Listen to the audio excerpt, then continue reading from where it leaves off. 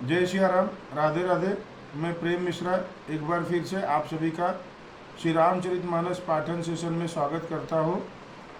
हम अयोध्या कांड पढ़ रहे हैं और दोहा क्रमांक 218 से आगे पढ़ेंगे। प्रसंग है श्री भरत जी रामचंद्र जी को वन से वापस लाने के लिए जा रहे हैं और उसके आगे का प्रसंग हम पढ़ने वाले हैं। दीन दयाल बिरद सम भारी, हरहु नाथ मम संकट भारी।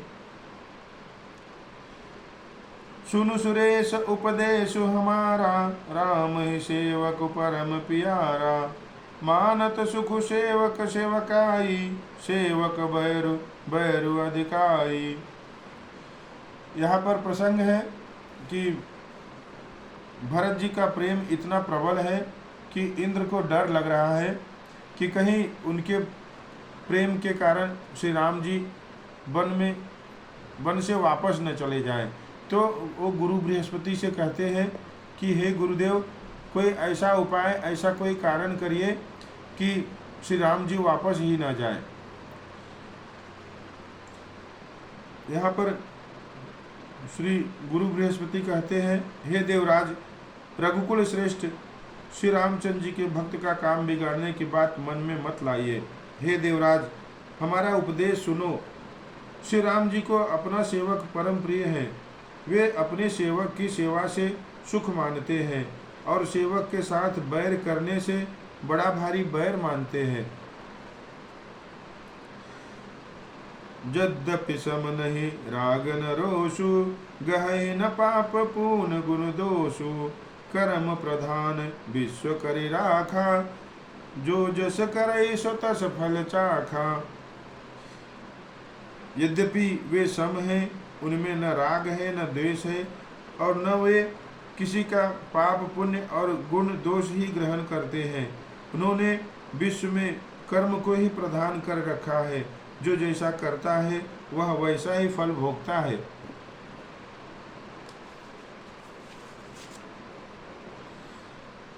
तद्यपि करहि सम विषम विहारा, भगत अभगत हृदय अनुसारा। अगुण अलेप अमान एक रस, राम सगुण भय भगत प्रेम बस। तथापि वे भक्त और अभक्त के हृदय के अनुसार सम और विषम व्यवहार करते हैं। भक्त को प्रेम से गले लगा लेते हैं और अभक्त को मारकर तार देते हैं। गुण रहित, निर्लेप, मान रहित और सदा एक रस भगवान श्री राम भक्त के प्रेम वश ही सगुण हुए हैं। राम सदा सेवक रुचि राखी, वेद पुराण साधु सुर साखी। अस जिय जानि तजहु कुटिलाई, करहु भरत पद प्रीति सुहाई। श्री राम जी सदा अपने सेवकों की रुचि रखते आए हैं। वेद पुराण साधु और देवता इसके साक्षी है। ऐसा हृदय में जानकर कुटिलता छोड़ दो और भरत जी के चरणों में सुंदर प्रीति करो। दीन दयाल बिरद सम भारी, हरहु नाथ मम संकट भारी। राम भगत परहित निरत, पर दुख दुखी दयाल। भगत शिरोमणि भरत ते, जन डर पहु सुरपाल। दीन दयाल बिरद सम भारी, हरहु नाथ मम संकट भारी। हे देवराजेंद्र, श्री रामचंद्र जी के भक्त सदा दूसरों के हित में लगे रहते हैं। वे दूसरों के दुख से दुखी और दयालु होते हैं। फिर भरत जी तो भक्तों के शिरोमणि हैं, उनसे बिल्कुल न डरो। सत्य संग पर प्रभु सुरहितकारी, भरत राम आयस अनुसारी।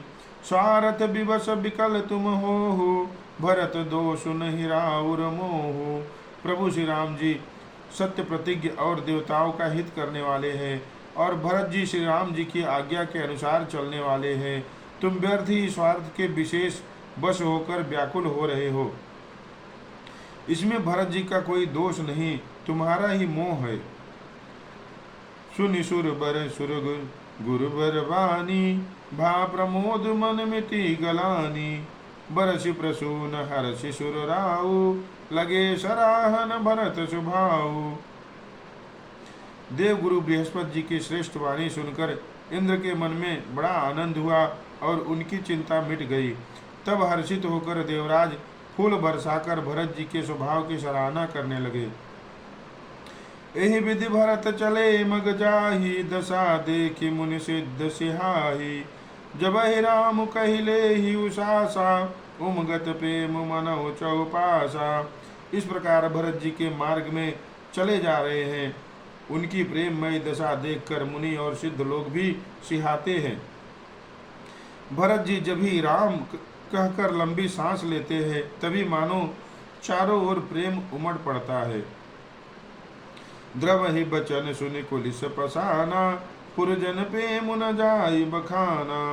बीच बास करि जमुन ही आए, निरख नीरलोचन जल छाए।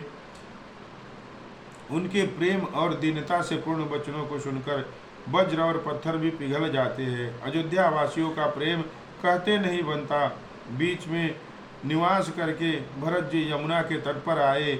यमुना जी का जल देखकर उनके नेत्रों में जल भर आया। दीन दयाल बिरध सम भारी, हरहु नाथ मम संकट भारी। रघुबर बरन बिलो की बर, बारी समेत समाज। होत मगन बारिधि बिरह, चढ़े विवेक जहाज। दीन दयाल बिरध सम भारी, हरहु नाथ मम संकट भारी। श्री रघुनाथ जी के श्याम रंग का सुंदर जल देखकर सारे समाज सहित भरत जी प्रेम विह्वल होकर श्री राम जी के विरह रूपी समुद्र में डूबते डूबते विवेक रूपी जहाज पर चढ़ गए। अर्थात यमुना जी का श्याम वर्ण जल देखकर सब लोग श्याम वर्ण भगवान के प्रेम में विह्वल हो गए और उन्हें न पाकर विरह व्यथा से पीड़ित हो गए। तब भरत जी को यह ध्यान आया कि जल्दी चलकर उनके साक्षात दर्शन करेंगे। इस विवेक से वे भी फिर उत्साहित हो गए। दीन दयाल बिरध सम भारी, हरहु नाथ मम संकट भारी। जय श्री राम, राधे राधे। आज हमने दोहा क्रमांक 219 और 220 पढ़े हैं। आशा करता हूँ अगर कोई त्रुटि होगी तो क्षमा करेंगे।